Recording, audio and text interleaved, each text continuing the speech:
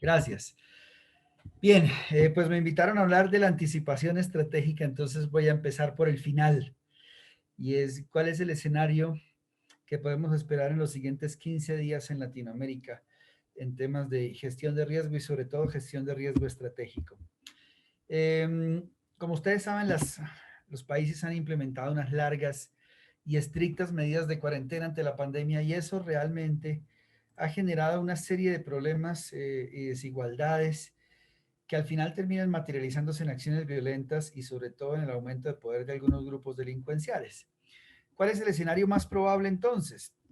Lo más seguro es que en algunos países como Perú, Ecuador, Colombia, se espera una segunda ola de coronavirus. Y aparte de esto, pues más protestas sociales como los que se han dado, las que se han dado, efecto precisamente de las medidas de gobierno. También se espera que los niveles de inseguridad se mantengan altos. Han venido subiendo, como ustedes saben, después de la apertura de los países y eso también efecto de la crisis social y económica.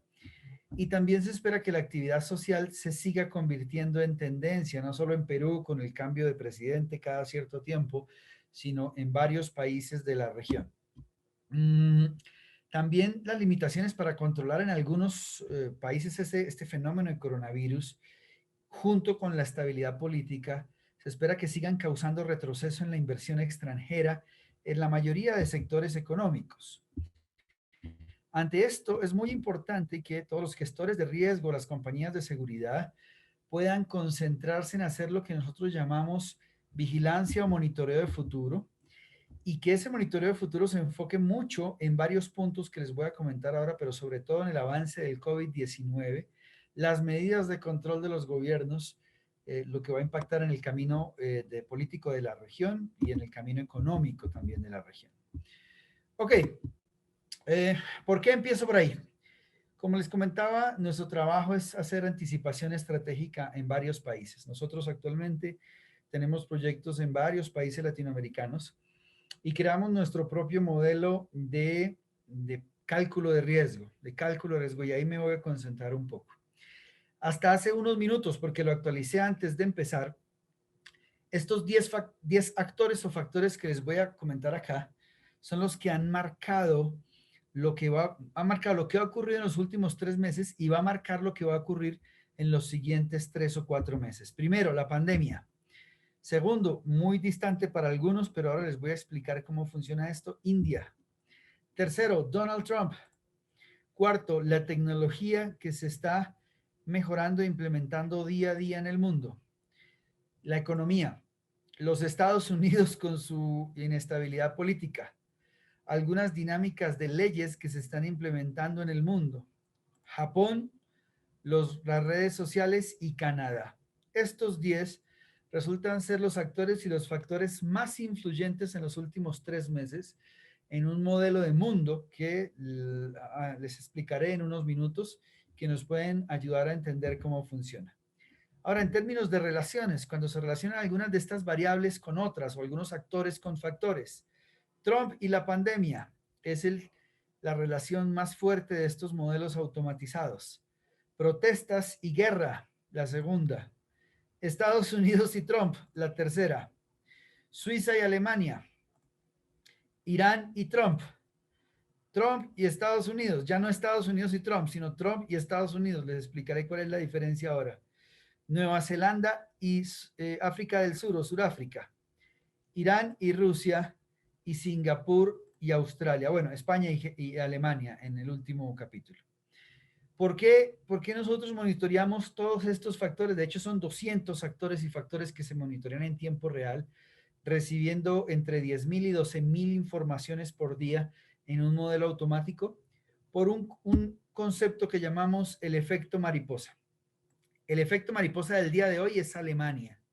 Alemania hasta esta mañana tenía una influencia que estaba cercana al 60% durante toda la semana que pasó. En el mes era del 70% y hoy Alemania se convirtió en uno de los más influyentes, llegando casi a un 90% de influencia sobre todo el modelo del mundo.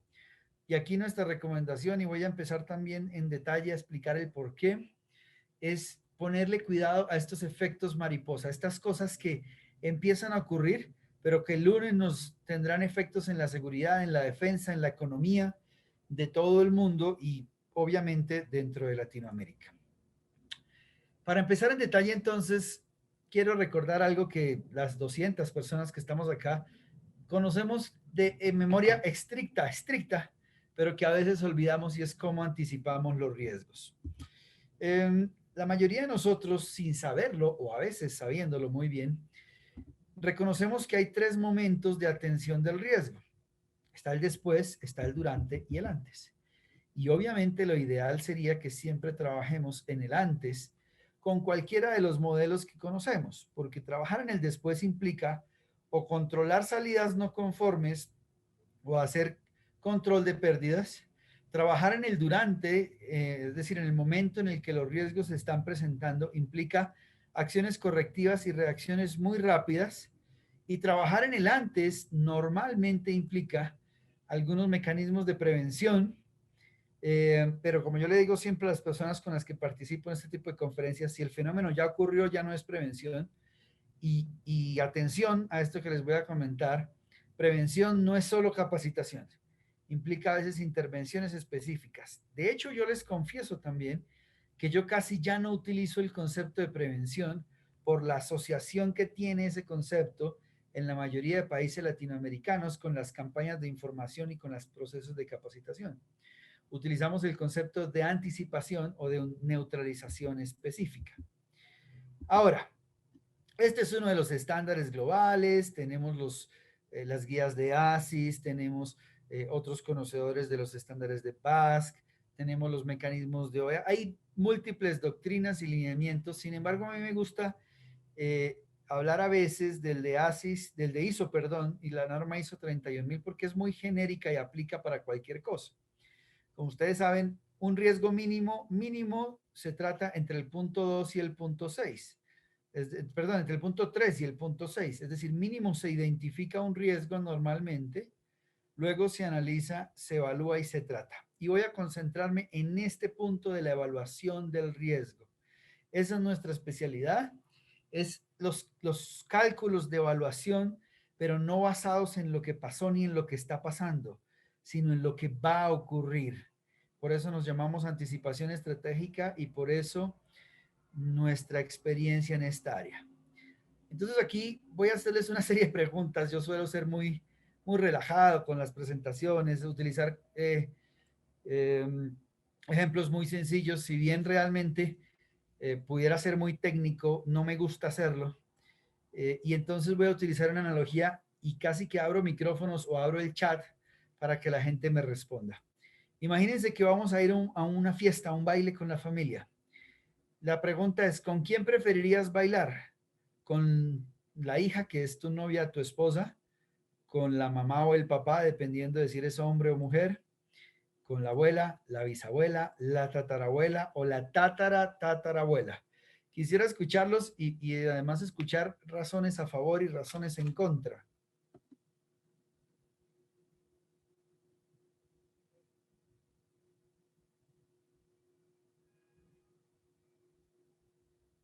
De pronto los organizadores que tienen más acceso al control de los micrófonos y al control del video. ¿Alguno de ustedes, quién me cuenta? ¿Cuál sería su respuesta? Percy, por ejemplo. Están ahí en el chat compartiendo, así que sí lo podemos ver, Julián. Ok, un segundo, por favor. Salto al chat. Entonces están diciendo, a ver, bueno, no veo aquí respuestas, questions and answers. A ver, un Yo te segundo. digo, con la mejor que baile, con la hija, Ok, con la esposa o la hija. con la abuela. Bueno, Ahí hay ok, saludos de cultura, así ya lo que estoy viendo acá, sí, con la que nadie quiere bailar, dice alguien acá. Ok, bien, este ejemplo parece sencillo, pero voy a entrar en detalles para que vean lo que les quiero comentar. Ustedes ven en pantalla algo que es súper clásico. Este es el súper clásico de la gestión de riesgo, ¿no? Es la evaluación que dependiendo de cada país cambia entre la probabilidad y el impacto, y entonces cada uno mide sus riesgos. Bueno, esto, el que no conozca esto realmente no hace parte del sector en el que trabajamos. Sin embargo, cuando se empieza a trabajar un poco más complejo, pues se utilizan matrices de 2 dimensiones, 3 dimensiones, etcétera, etcétera. Para esto, les voy a poner un ejemplo en el caso peruano. Imagínense que este es una moneda que es la moneda peruana con respecto al dólar.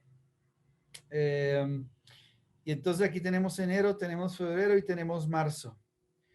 De acuerdo a nuestros análisis típicos que hacemos, por ejemplo, si esto fuera un caso de riesgo de hurto en la empresa privada, un caso de riesgo de homicidio en el gobierno, un caso de riesgo de número de secuestros en un país, lo que ustedes quieran manejar, quiero preguntarles a cualquiera de ustedes y que ojalá también puedan intervenir vía chat, ¿cuál es la tendencia de este riesgo en este momento? ¿Cuál es la tendencia hasta este punto que teníamos acá más o menos en abril? ¿Y qué creen que podría pasar de ahí en adelante? Vamos a ver el chat acá. Y por favor nos colaboran con sus comentarios a través del chat. Ok, ahí veo que alguien está escribiendo. ¿Cuál es la tendencia? El valor tiende a disminuir, dice alguien, está en alza, se podría elevar más. Ok, sí. Efectivamente, si ustedes se dan cuenta y trazan esta línea, casi como la estoy mostrando acá, se diría que está al alza, que tiende a subir. Pero lo que pasó precisamente en ese mes de marzo al final fue que empezó a caer, luego cayó más, luego cayó, volvió a subir y nunca volvió al punto original donde estaba en el mes de marzo. Esto tiene un riesgo gravísimo, gravísimo en los mecanismos de gestión de riesgo.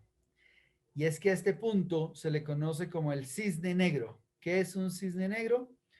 Algo que no se esperaba, algo que pues todos los cisnes son blancos, entonces todo el mundo espera que sigan siendo blancos, pero cuando pasa una caída tan estrepitosa en alguna situación, pues nadie está listo para enfrentarla. Y esto que consideramos las tendencias o las frecuencias afecta muchísimo nuestro análisis de riesgo. Este es el caso mejor explicado que yo he encontrado, se llama el Día del Pavo y la Acción de Gracias. En enero nace un pavo en cualquiera de los países de habla inglesa. Vive hasta noviembre. Durante 11 meses nada cambia. Todos los días crece, se despierta, come, se vuelve a acostar y está feliz. Hasta que un día en noviembre lo sacrifican. Hasta antes de noviembre, basados en la historia, la tendencia estaba correcta. Todo estaba perfecto. Él creía que iba a seguir durmiendo, comiendo, durmiendo, comiendo y engordando. Hasta ese punto. Y en ese punto todo cambió. ¿Qué les quiero decir? Si nosotros estamos utilizando para hacer nuestros análisis de riesgo los sistemas de tendencias, los sistemas de frecuencias o los datos del pasado, estamos utilizando una tecnología de 1886. Y aquí vuelve otra pregunta que les voy a plantear. En sano juicio o en días normales, ¿quién de ustedes se compraría un vehículo 1886 como el que está en la fotografía para ir al trabajo? Razones a favor y en contra. Quiero pedirles por el chat, por favor. A favor y en contra.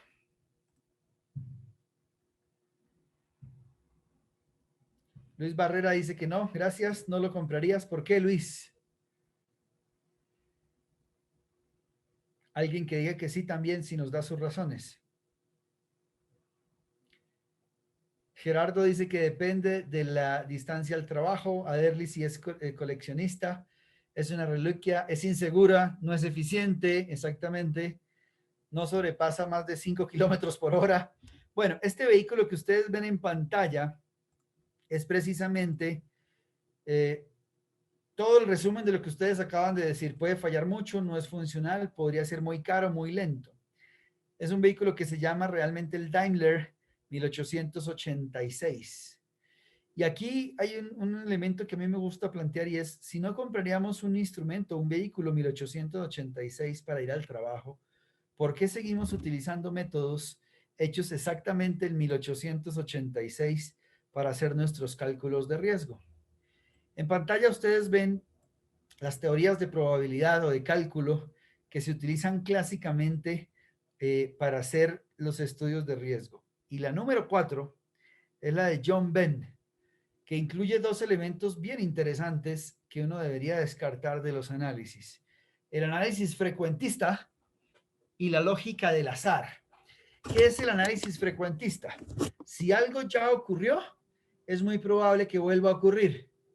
Sin embargo, esa lógica tiene dos elementos que sacan cualquier estructura de análisis del camino. La primera es que incluye eventos azarosos. Según estas teorías, cosas que pueden ocurrir sin causa justificada. Y la segunda, no tienen en cuenta los hechos nuevos. Es decir, si algo no ha ocurrido históricamente, nunca los vamos a incluir en los análisis. Y esto sí que lo vimos con el tema de la pandemia.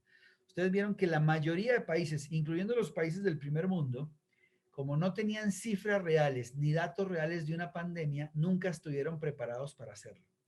Y hay una frase que yo le digo mucho a los analistas de riesgo cuando trabajo en diferentes proyectos, en la empresa privada o en diferentes países, y es que tenemos que pensar en lo posible, lo imposible y hasta lo impensable, porque si no lo pensamos, no podemos gestionar. Entonces, si tengamos mucho cuidado, y aquí voy a hacerles un planteamiento ahora también interesantísimo, porque la mayoría de nosotros nos basamos en frecuencia versus impacto. Algo ya ocurrió mucho y podría impactarnos muy fuerte, entonces lo calificamos como un nivel de riesgo alto. Algo ha ocurrido con frecuencia, el impacto es medio, entonces riesgo medio. Algo nunca ha ocurrido, el impacto es bajo, entonces el nivel de riesgo es bajo. Y eso tiene gravísimos inconvenientes. Ahora, si tomáramos casi la historia de la abuela, la bisabuela, la tatarabuela, etcétera, etcétera, a mí me gusta dividir los métodos y técnicas para anticipar o para poder calcular estos riesgos en los precientíficos y los científicos. Los precientíficos como la adivinación y la astrología, y muchos pueden estar realmente riéndose, pero en la vida real yo conozco gente todavía, directores de empresas, gente de muchas compañías que todavía sigue tomando decisiones basadas en esto. Les cuento un caso en Colombia. En este momento hay una directora de una compañía que tiene 8,000 puntos en el país y está en la cárcel porque su asesora de cabecera era una bruja. Cada decisión que ella tomaba se la consultaba a la bruja y no a sus asesores, no a los abogados, no a los administradores, sino a los expertos. Entonces, esto todavía se sigue utilizando y por eso, insisto, hay que tenerlo en cuenta. Sin embargo, en los métodos científicos los podríamos dividir en tres categorías básicamente. Los primeros, que son muy descriptivos, los métodos estadísticos o los métodos de inteligencia, ya sea inteligencia para seguridad, defensa, competitiva, corporativa. Y aquí vamos a trabajar en el campo de lo que ya pasó o lo que está pasando con los métodos descriptivos. Los segundos son los métodos proyectivos, como la matemática, los modelos, la teoría de juego, los teoremas, las regresiones, inclusive la prospectiva e inclusive todavía la analítica predictiva que se está vendiendo mucho hoy en los sistemas informáticos. Y ahí vamos a trabajar en lo que ya ocurrió, que es muy probable que vuelva a ocurrir. Y la tercera línea o el tercer grupo de análisis que es muy nuevo y en el que me voy a concentrar hoy, que se llama la analítica anticipativa. Que la analítica anticipativa tiene en cuenta no solo lo que va a pasar, sino lo que puede pasar y lo que no ha pasado, pero que tiene cálculos de probabilidad de que podría ocurrir. Entonces, concentrándome en esto, voy a hablar de algunas dos ventajas principales de este concepto y están relacionadas todas con la fusión de riesgos. La mayoría de nosotros dividimos los riesgos en estratégicos e internos y operativos. Y esa división tiene un gravísimo también problema, y es que si, por ejemplo, tomáramos el caso del coronavirus, aislado de los robos internos de una compañía, no estaríamos entendiendo el por qué la crisis económica afecta la necesidad financiera de los empleados. Pero cuando fusionamos todos los modelos, incluyendo cambios de entorno, normatividad, afectación criminal, afectación externa, con los riesgos internos, falsificaciones, robos, malos manejos de dinero, vamos a tener tres características que son claves a la hora de gestionar los riesgos combinados en este modelo anticipativo. Uno, los equipos de gestión de riesgo van a ser asesores de la alta dirección, ya no asesores de los directores administrativos o de los servicios de apoyo, como se llama en algunos países, sino que se va a hablar directamente con la alta dirección. Les confieso que yo, por ejemplo, cuando trabajo algunos proyectos, pido que si no hablo directamente con el presidente o dueño de la compañía, el proyecto no se ejecuta. Porque de lo contrario, vamos a ser gestores de riesgo que terminan siendo un servicio de apoyo que habla con alguien en alguna parte y nunca se convierte en algo importante. Si no, prefiero no hacer el proyecto. Segundo, vamos a tener una correlación completa. Esta palabra correlación es interesante, ahora se les voy a explicar bien en este contexto. Y un panorama muy completo de por qué están ocurriendo las cosas. Pero sobre todo, tercer punto, que esto es clave, vamos a poder anticipar cosas que nunca han pasado. Esta mañana estuve en, hoy ha sido el día de los seminarios, de los congresos, estuve en el Congreso Nacional de Seguridad y Defensa, había 340 personas también conectadas aquí en Colombia, estaba promovido por la Armada, la Fuerza Aérea, el Ejército, la Policía y la Escuela de Cadetes, y me invitaron a dar una conferencia, les hablé sobre el escenario de la seguridad y la defensa en Colombia, semestre por semestre hasta 2022, les mostraba los datos en seguridad, defensa, política, economía, gobierno, del escenario de altísima probabilidad y con eventos muy específicos, le llamamos hitos. Esto va a ocurrir en marzo del 2021, esto va a ocurrir en agosto del 2021, esto va a ocurrir en enero del 2022. A ese nivel se puede llegar. Y cuando me preguntaban cómo lo hacíamos, les decía, la clave es la correlación de todo el sistema, una correlación que nos permita calcular la probabilidad de estos eventos. Y al calcular la probabilidad de los eventos, puedo gestionar los riesgos. No de lo que pasó, insisto, de lo que va a pasar, que es otra cosa totalmente diferente. Entonces les voy a hablar, porque hablaba, cuando organizábamos con Percy este concepto, él me decía, muéstrenos cómo se hace, el cómo, no el qué solamente, porque si no nos queda esto en un concepto muy general y no sabemos cómo hacerlo. Entonces diseñé un gráfico que les voy a mostrar a continuación. En 1814, un ministro de Napoleón que se llamaba Laplace y que de hecho fue su profesor en la Academia Militar, tenía un planteamiento interesante en uno de sus tratados que hoy se conoce como el demonio de Laplace y que creo que está muy mal interpretado. Él decía, si existiera una inteligencia que en determinado instante pudiera conocer todas las fuerzas que impulsan la naturaleza y la respectiva posición de los seres que la componen, y que además tuviera la suficiente amplitud para someter esos datos al análisis, incluiría en una sola fórmula los movimientos de los mayores cuerpos del universo y los más ínfimos átomos. Nada se le escaparía y tanto el pasado como el futuro estarían en su presencia. En términos de estudios de futuro, yo he sido analista de inteligencia, fui jefe de varios grupos en el país antes de retirarme de trabajar con el Estado. Ahora soy analista senior en mi propia compañía. Me gusta mucho trabajar este concepto de análisis. Es lo que antes se llamaba el puro mecanicismo. Sin embargo, yo creo que esto se interpretó muy mal, porque ahora les voy a hablar de cómo se aplica hoy este concepto a los temas de gestión de riesgo. Esta inteligencia superior que Laplace en 1814 creía hipotética, hoy se llama computadoras, se llama trabajo en red y se llaman mecanismos de análisis hiperavanzados. Entonces, con estos conceptos nosotros creamos un modelo que llamamos el modelo de mundo. Este modelo de mundo fue un desarrollo propio que hemos trabajado durante casi 2 años y medio, casi 3 años ya, y cumple con las siguientes características. Primero, monitorea 200 actores y factores en tiempo real. Mientras yo estoy hablando con ustedes, está captando información de radio, prensa, televisión, internet, blogs, videos, artículos, toda esa información. Con esa información hace 40,000 relaciones en tiempo real. Al día recibe entre 6,000 a 12,000 informaciones, artículos, noticias, videos, y hace tres tipos de análisis automáticamente sin intervención humana: el análisis diario, el análisis semanal y un sistema que llamamos el análisis general.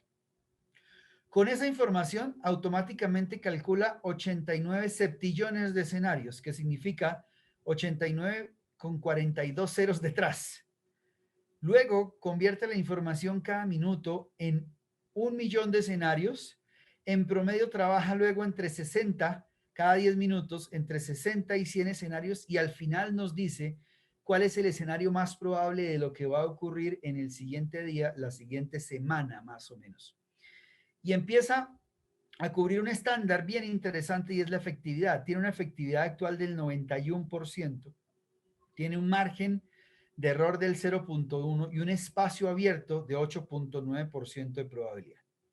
¿Qué les quiero decir? Y aquí voy a hacer una analogía. Cuando yo era jefe en Colombia del grupo de inteligencia de medios abiertos, trabajaba con un equipo de 28 personas divididos en 3 turnos que cubrían las 24 horas. Teníamos una tecnología especial bien avanzada para poder hacer algo de lo que hacíamos hoy. Y el algo es solo la primera parte: recolectar la información y tratar de procesarla para poder hacer cálculos de lo que iba a ocurrir en términos de riesgo público. Ahora, este sistema no requiere ni a una sola persona, hace todo el proceso en tiempo real y nos permite ya que los seres humanos se dediquen a otros temas.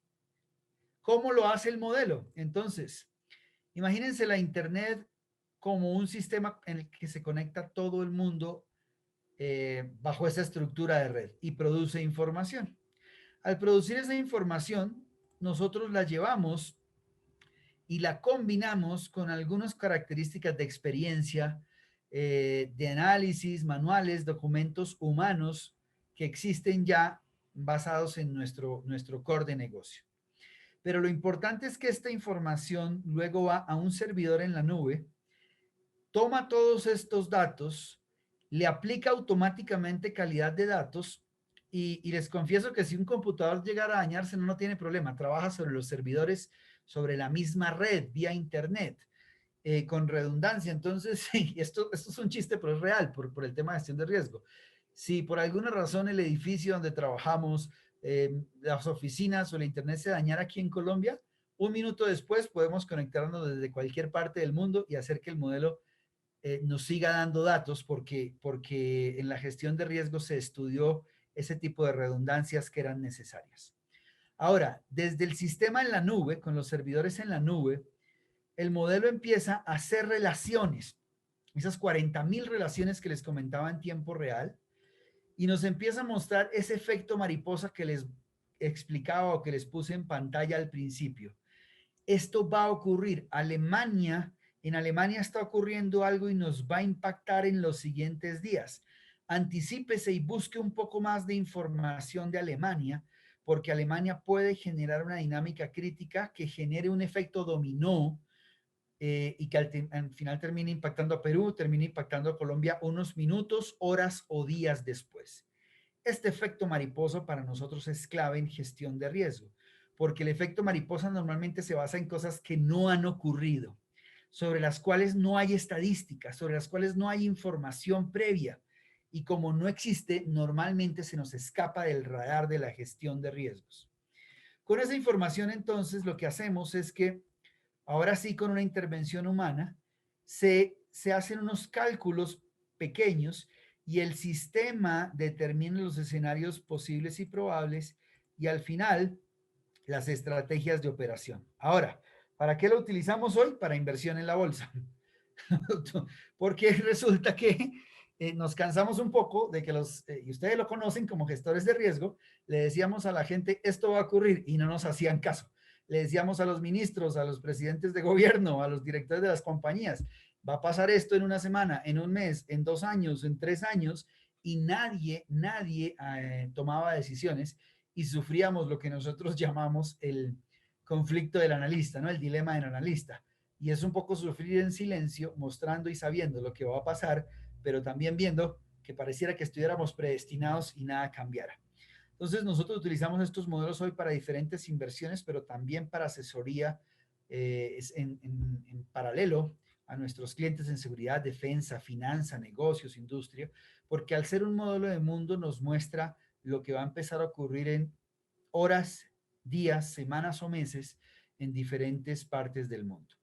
Si alguno de ustedes está interesado, por ejemplo, en que le envíe más información, me escriben a este correo ceo@anticipacionestratégica.com. Y si quieren, les envío un libro que tiene los principios fundamentales de ese tipo de modelos. Yo lo escribí en el 2015. Ya está un poquito desactualizado porque eso fue hace 5 años y en este mundo de la tecnología los cambios son a una velocidad tremenda.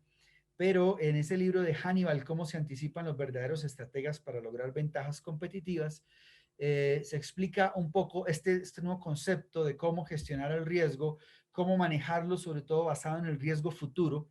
Y parece un error hablar de riesgo futuro, pero lo digo voluntariamente porque la mayoría de nosotros nos basamos en riesgo pasado, en eventos pasados. Y entonces quiero hacer el énfasis al decir riesgo futuro y cómo manejarlo. Ahora, ¿cuáles son los sesgos y los errores de los métodos que nosotros utilizamos típicamente? El primer sesgo científicamente se les conoce como el sesgo de anclaje y es basarme solo en la experiencia. Puede ser que yo haya trabajado 25 años en gestión de riesgo, pero probablemente un riesgo que se está presentando o que se va a presentar en los siguientes días nunca se ha presentado. Caso coronavirus, por ejemplo. El segundo es el sesgo de confirmación. Y es que cuando la situación se presenta, yo trato de darle una explicación yendo hacia atrás y entonces esa explicación podría parecer totalmente funcional. ¿Por qué? ¿Por qué el coronavirus ocurrió en este momento? Entonces es perfectamente funcional decir que un asteroide cayó hace, no sé, un año en una región aislada de China y ese asteroide podría traer bacterias de Marte y entonces infectó al mundo. Es una hipótesis que podría ser probable y encaja, pero puede ser que no sea verdadera. Y otro es la trampa bayesiana, que es, o la trampa estadística, que es la que les comentaba, y es que simplemente no ver algo que no ha ocurrido y entonces basarnos todo nuestro modelo de gestión de riesgo solo en las cosas que han sido más frecuentes y que se nos escape entonces lo que no se ha presentado. Si volvemos al gráfico un poquito que les comentaba hace un tiempo, con el caso de la moneda peruana con respecto a la tendencia, lo que deberíamos ver no es una línea de este es el escenario más probable, o el segundo, o el tercero.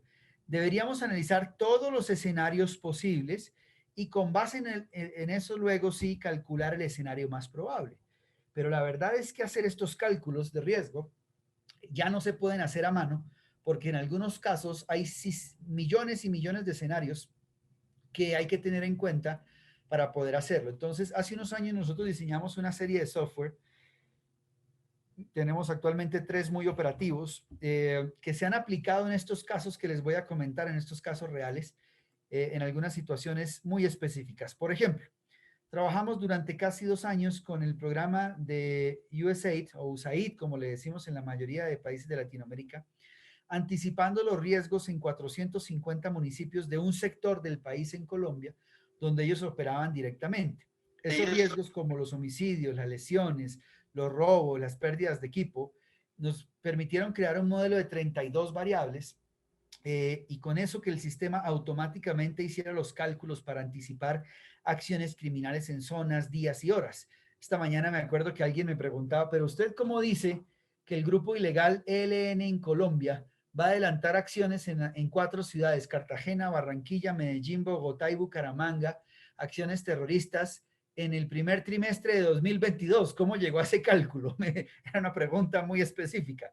Entonces yo les decía, nosotros integramos información de inteligencia, los cálculos de los algoritmos, los 32 variables en ese modelo y aparte de eso integramos algo que llamamos los cálculos de racionalidad y es decir, es la mejor estrategia para lograr un impacto terrorista va a ser impactar en esa época en esas 5 ciudades.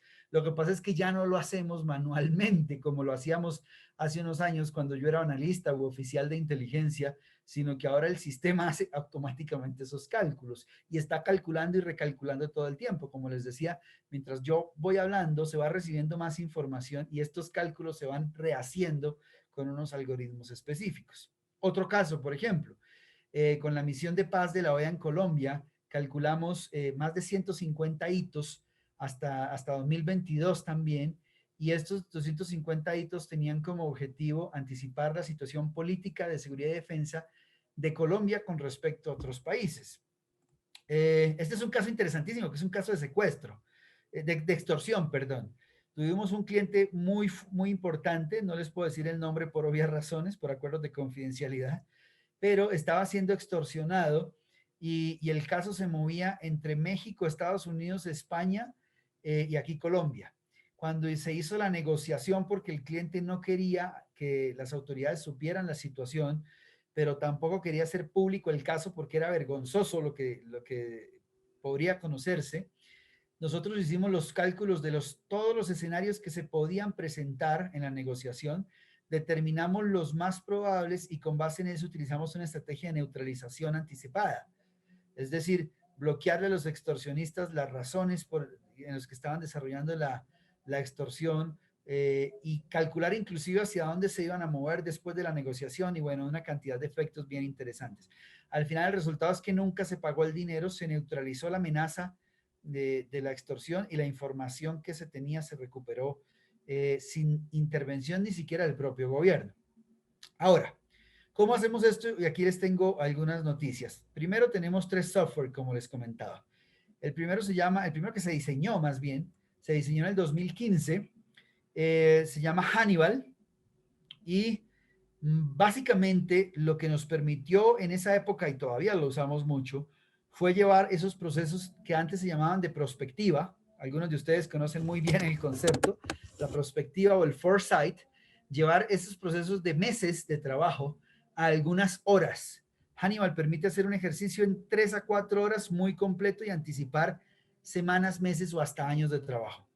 Luego diseñamos uno que se llama Aquiles, y con Aquiles logramos que este proceso se convirtiera en máximo 1 hora, normalmente entre 15 minutos y 1 hora.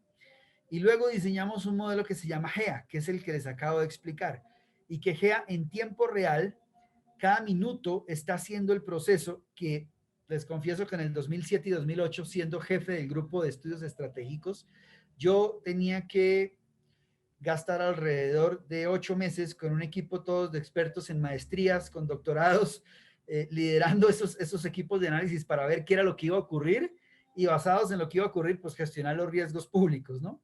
GEA ya hace eso cada minuto, integra los datos. De hecho, ahorita también les confieso que me tocó hacer una regresión porque cuando fui a actualizar la información a las 3 de la tarde, me di cuenta que el sistema se reinicia a las 3 de la tarde, entonces me tocó volverlo hacia atrás unos minutos para poder darle algunos datos sobre el caso de Alemania.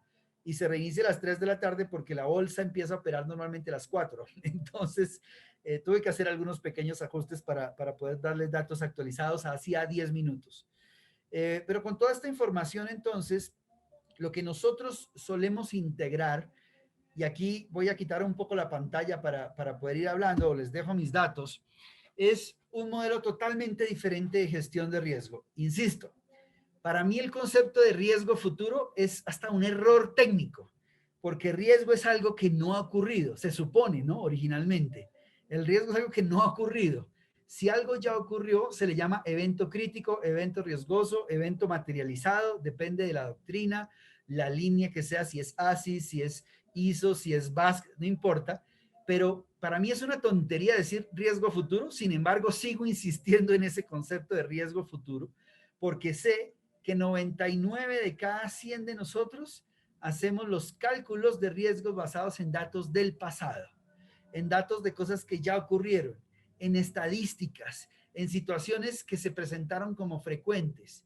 Y hacer eso genera tremendos problemas para los modelos de gestión de riesgo, en cualquier tipo de seguridad física, en investigación, pero eso fue lo que nos enseñaron, ¿no? Y nos siguen enseñando, de hecho.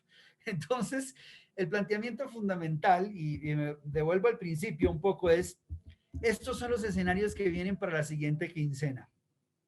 Estos son los que les estoy planteando, estos son los actores que van a determinar los siguientes 3 meses en el mundo. Y estas son las relaciones que van a determinar los siguientes 6 meses a 1 año en el mundo. y o los tenemos en cuenta o seguimos reaccionando. Y si reaccionamos, no somos buenos gestores de riesgo, somos bomberos. Y no lo digo de manera despectiva, porque de hecho asesoro al Cuerpo de Bomberos de Bogotá, que tiene 1.300 empleados. De hecho, tuve una reunión esta mañana ya hablando con ellos sobre un sistema de gestión de riesgos. Digo que esperamos a que surja el incendio para luego tratar de apagarlo, ¿no? Y no somos buenos anticipadores. Tengamos mucho cuidado con estos efectos mariposa. Empecemos a observar qué está pasando y qué va a pasar, y así realmente podemos convertirnos en lo que les comentaba en la mitad tal vez de la presentación, y es en verdaderas personas que le hablan al oído al presidente o al dueño de la compañía, y no en asesores que trabajan como equipos de apoyo y soporte desde el punto de vista de la gestión de riesgo. ¿Cómo anticipamos los riesgos? Me gusta devolverme siempre un poquito. Yo les sugiero que no lo hagamos con las teorías de 1886, sino que lo hagamos con los últimos mecanismos que se llaman de analítica anticipativa, no de prospectiva, no de analítica predictiva, no de modelos matemáticos. Inclusive yo les confieso que cuando me hablan las universidades, acá las mejores universidades del país, de modelos matemáticos, yo me remito a las teorías de los años 60 y 70, donde ya se utilizaban modelos matemáticos, pero pues no han evolucionado mucho. Y con esto entonces poder realmente cumplir con nuestra función de gestores de riesgo, porque yo soy integrante también de ASIS aquí en Colombia.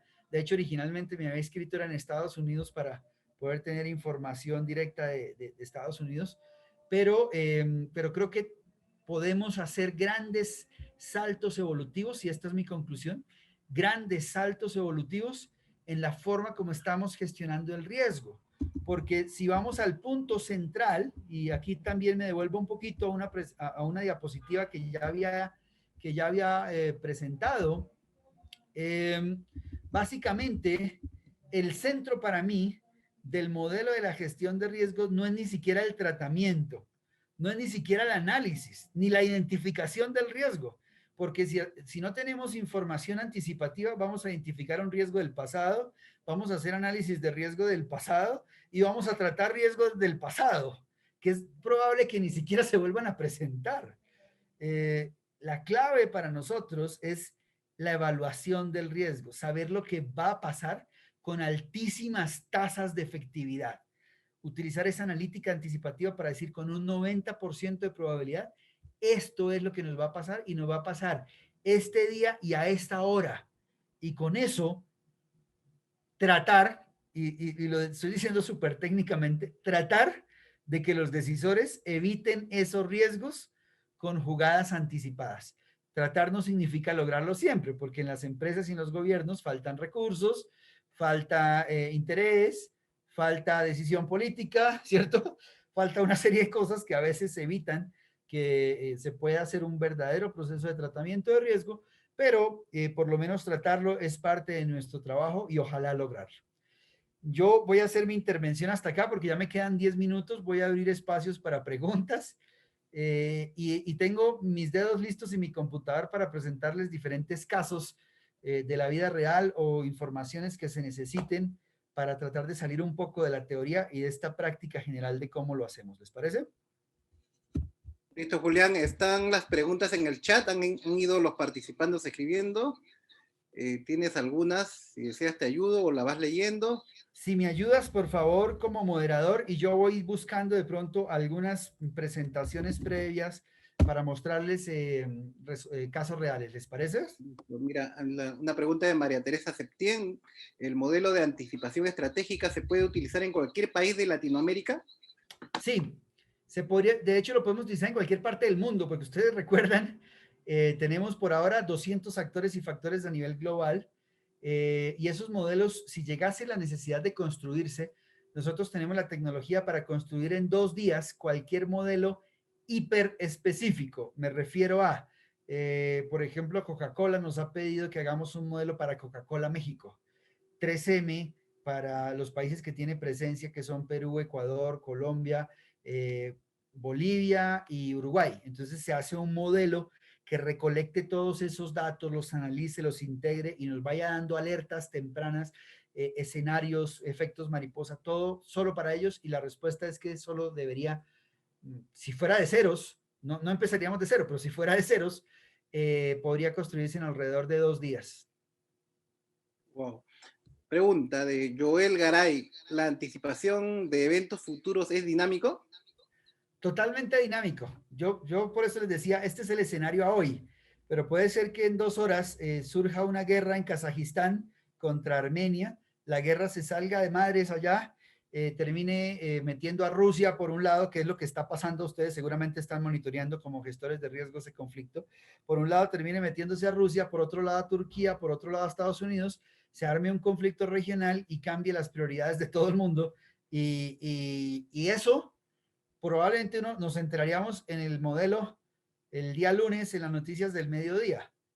Típicamente, el modelo sí nos lo podría mostrar desde hoy y darnos 3 días para anticiparnos por lo menos. Y en algunos casos, la verdad, es que esos 3 días pueden ser la diferencia entre ganar o perder, ¿no? Ganar o perder un negocio, ganar o perder una inversión, ganar o perder en términos de seguridad o defensa. Joe Efraín te pregunta si este tipo de analítica lo es como la que utiliza Google, Facebook o algunos gobiernos. Ellos utilizan alguna, bueno, un poco diferente. Nosotros sabemos que ellos utilizan, y aquí voy a devolverme a la presentación, mucha analítica predictiva, pero no es lo mismo. Nosotros utilizamos analítica anticipativa, no sé si recuerdan esta diapositiva que les mostraba, eh, porque la analítica predictiva que ustedes ven aquí en el punto 2C se basa en datos del pasado. Google tiene un proyecto y aquí les sugeriría, por ejemplo, que entren a Netflix y vean un artículo, a ver, voy a entrar a ver si lo puedo mostrar en pantalla. A mí me gusta ir mostrando en tiempo real. Un documental que se llama AlphaGo. AlphaGo es un sistema que muestra un modelo de inteligencia artificial que Google ha venido desarrollando. Vamos a ver si todavía está disponible. Si no, me escriben y les envío el enlace de una página. Creo que ya no está disponible. AlphaGo es una tecnología de inteligencia artificial que ya empieza a calcular cosas que no hayan ocurrido basados en unas reglas. No, me escriben y les envío el enlace porque sé que lo tengo ahí. Precisamente anticipé que algún día lo iban a desmontar de Netflix. Entonces bajé el video y lo subí a una base de datos propia para que no se perdiera. Pero AlphaGo era una compañía, ahora es una tecnología que Google empezó a utilizar hace unos 3 años atrás para generar mecanismos de anticipación. Lo que pasa es que todavía está enfocada solo al juego AlphaGo. Todavía no está, al juego Go, perdón, pero todavía no está amplificada para sectores como seguridad, defensa o negocios. Es todavía un prototipo interesante, pero limitado todavía.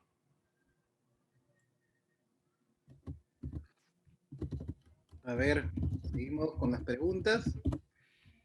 ¿Qué países trabajan en seguridad privada integral con gestión de riesgo organizacional? ¿En qué Manuel países Sara. trabajamos esta tecnología?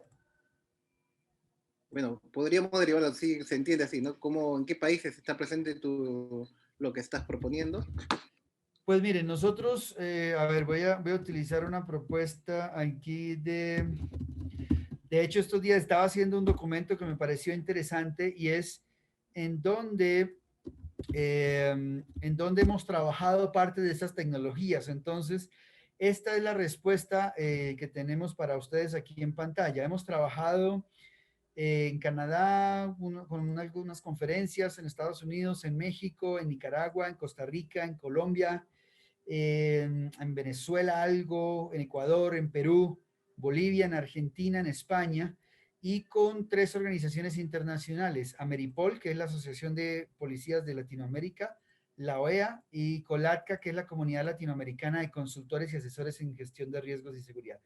Y pues obviamente en Colombia, que es nuestra casa matriz, pues con los organismos de seguridad y defensa, organismos de inteligencia, compañías privadas, bueno, estos son los más importantes, ¿no? Los clientes como más referidos.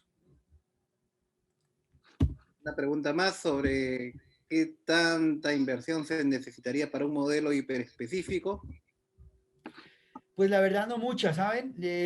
Estos días yo estaba precisamente en una discusión, esto ha sido un desarrollo propio, pero yo les diría que por datos reales, de una compañía que iba a comprar una tecnología de business intelligence, que ya era big data o big data, como le dicen en algunos países, y al hacer la comparación nos dimos cuenta de que requería tan solo entre el 5 y el 10% de la inversión que ellos ya iban a hacer antes, pero con más datos, más resultados y mejor información en este tipo de situaciones.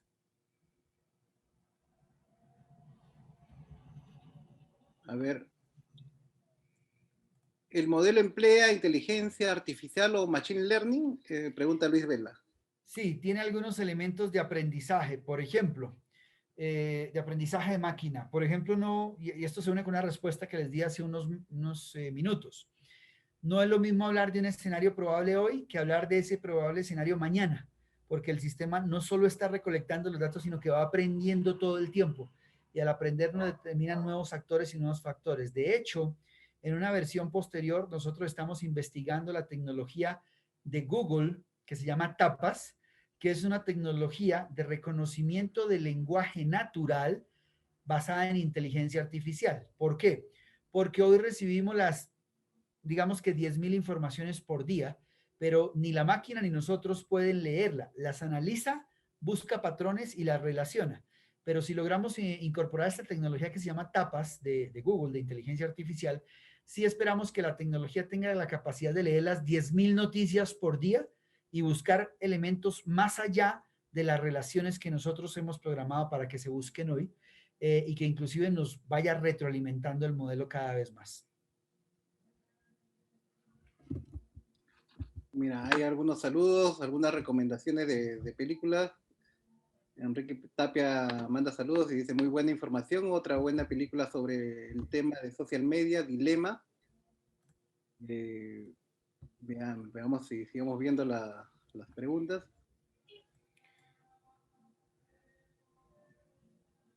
La seguridad virtual también ve su programming, no lo entiendo, no sé si tú puedas ver algo respecto a eso. Ahora estoy buscando dónde van.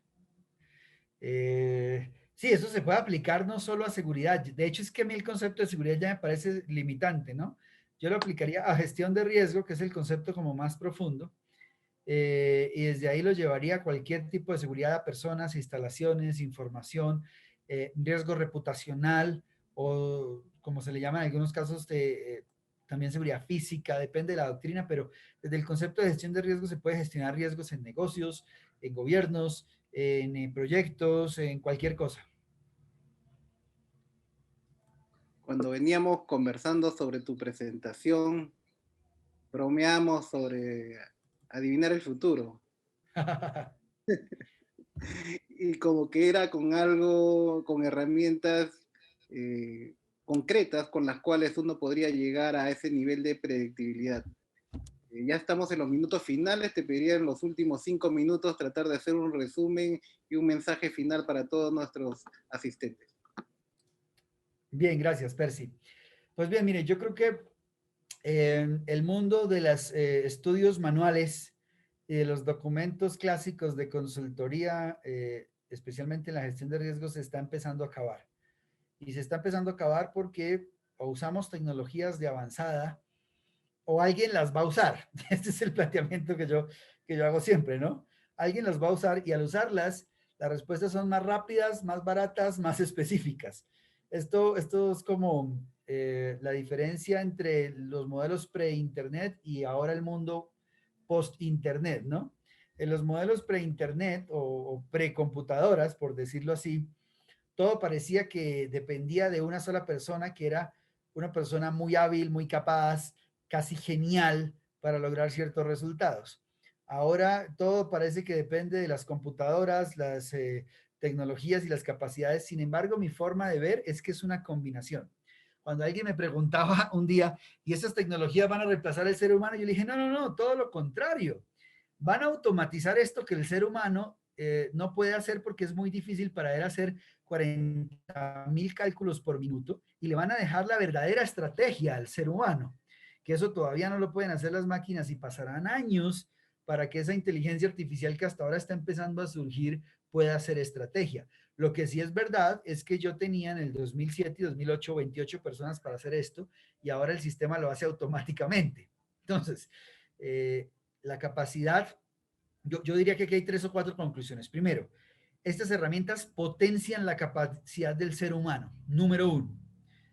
Número dos, complementan para que el ser humano realmente se pueda dedicar a lo que nosotros llamaríamos o la gestión pura del riesgo o el tratamiento del riesgo, ¿cierto? O, bueno, como se le llama en cada una de las doctrinas. Número tres, nos amplía el espectro de lo que estamos viendo, porque a veces no nos damos cuenta de que el riesgo que ocurrió al interior de una organización tiene causas o factores externos y que están relacionados y que están cambiando minuto a minuto. Y a veces tenemos una visión muy cerrada, muy enfocada en algún tema muy puntual.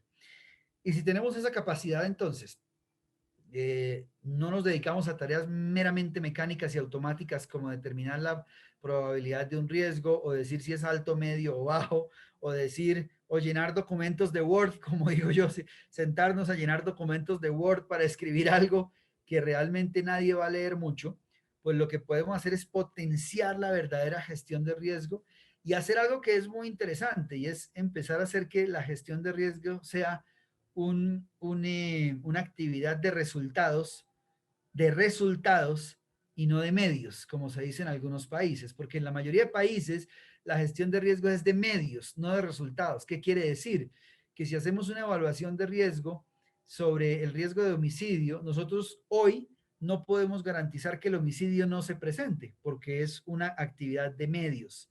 Pero si utilizamos métodos anticipativos, tecnologías más avanzadas y le damos al ser humano realmente la capacidad o lo concentramos en los temas de estrategia, se convertiría en una actividad de resultados. Sí podríamos evitar que esas cosas pasen y entonces el cambio es radical. Pero para eso, insisto, debemos concentrarnos en el concepto que es absurdo, pero el concepto de riesgo futuro, no de riesgo presente, no de riesgo pasado, sino de riesgo futuro. Y es absurdo porque teóricamente el riesgo es el futuro, no ha ocurrido. Pero lo que quiero hacer énfasis, y en esto quiero ser súper repetitivo, es que porque algo ya ocurrió, no significa que algo vaya a ocurrir. Y de hecho, también en su frase de espejo, ¿no? Si algo no ha ocurrido, no significa que no nos vaya a pasar mañana. Entonces, la clave es ver qué va a ocurrir en el cortísimo plazo, que es cuestión de horas o días, en el corto plazo, días o semanas, en el mediano plazo, semanas o meses, en el largo plazo, meses o años, y en el larguísimo plazo, años o décadas. Y si no nos estamos anticipando así, el riesgo nos va a dar una bofetada en la cara y nos obliga a reaccionar. Y en ese sentido, yo les planteo que, por ejemplo, y dejo esta frase simplemente en el aire, los conflictos sociales que se están presentando en este momento en Latinoamérica no empezaron hace un mes, no empezaron hace un año, no empezaron hace 15 años, empezaron hace 150 años, se hicieron más fuertes en la Segunda Guerra Mundial, se fortalecieron más en la Guerra Fría y hoy lo que estamos viviendo es un efecto posguerra fría en el que, para decirlo un poco en chiste, como yo les he dicho a mucha gente, la Guerra Fría nunca se terminó, solo se calentó un poquito y ahora se está volviendo a enfriar. Y entonces todos esos efectos, por no verlos en el larguísimo plazo, cuestión de varias décadas, a veces no los comprendemos correctamente.